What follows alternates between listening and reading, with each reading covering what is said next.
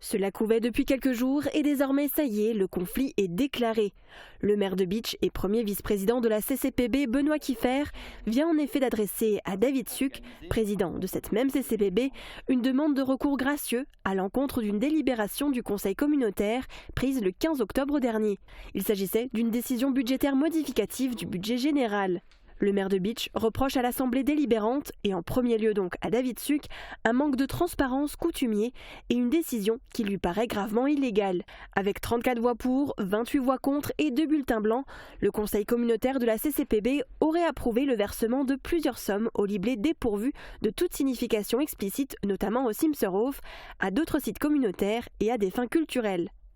L'ensemble des documents obligatoires n'aurait pas été transmis aux conseillers, nuisant ainsi à leur parfaite connaissance des dossiers au moment du vote.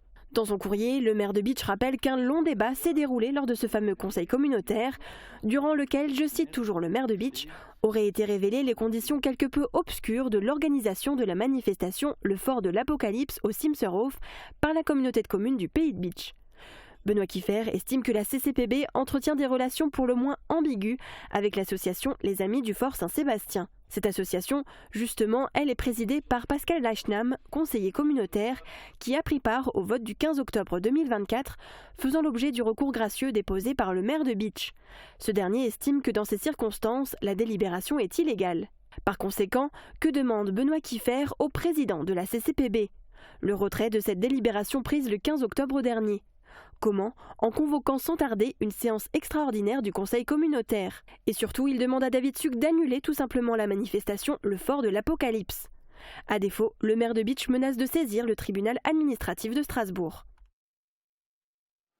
Et c'est d'ailleurs au Simserhof que Guillaume Dumontail a rencontré ce matin David Suc. Il a voulu avoir une réaction du président de la CCPB suite au recours gracieux que Benoît Kiefer lui a adressé vendredi. David Suc, bonjour. Comment avez-vous réagi suite à la réception de ce recours gracieux ?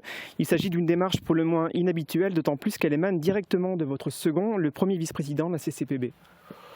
Oh, vous savez, voilà, la vie politique, elle est ainsi. Des recours gracieux, ça peut arriver. Ce qui est surprenant, c'est évidemment la proximité de la ville de Bitche au niveau de l'Interco. Et puis, ce qui est surprenant aussi, c'est après un vote du Conseil communautaire, voilà, revenir sur des choses qui ont été délibérées. Mais je crois qu'aujourd'hui, cette animation que nous faisons au Simserhof, c'est une animation riche de sens, c'est une animation complémentaire. Et puis, évidemment, Halloween, Noël, Pâques, tout ça sont des événements qui se fixent selon un calendrier qui s'impose à tous.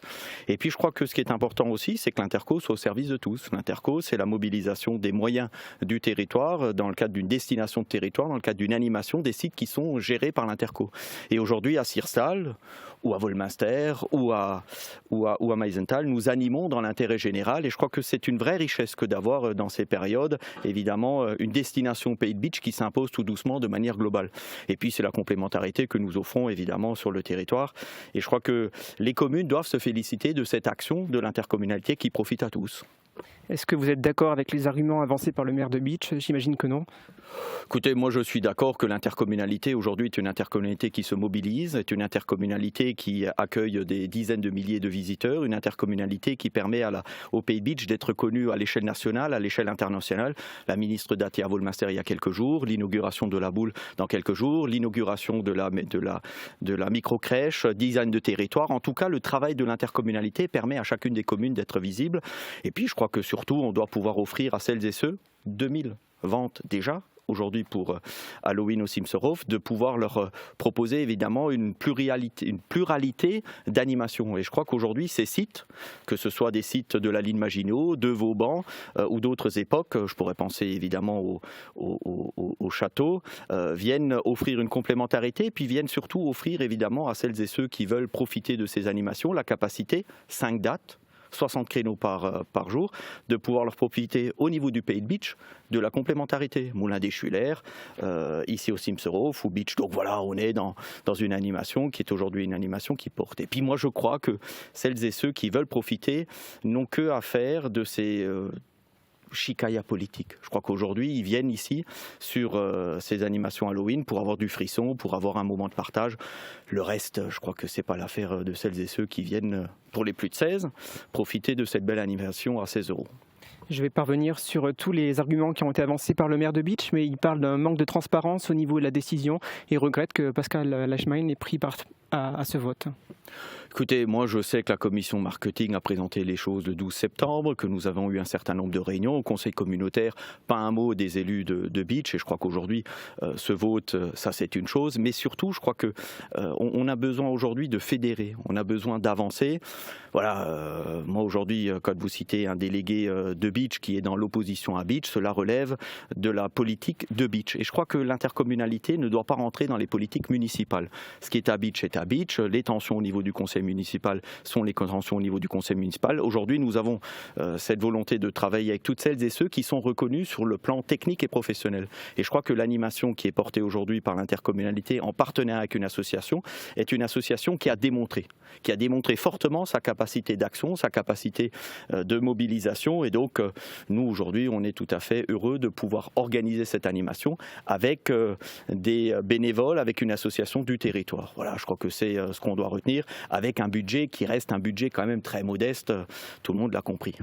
Dans son courrier, le maire de Bitche demande de convoquer sans tarder le conseil communautaire pour une séance extraordinaire visant à retirer cette délibération du 15 octobre et d'annuler également la manifestation Le Fort de l'Apocalypse prévue le 31 octobre. Est-ce que vous allez lui donner raison et répondre à ces demandes ? Écoutez, on fera les choses dans les règles, on fera les choses selon le calendrier. Aujourd'hui, c'est 1900 préventes qui sont organisées, qui sont réalisées.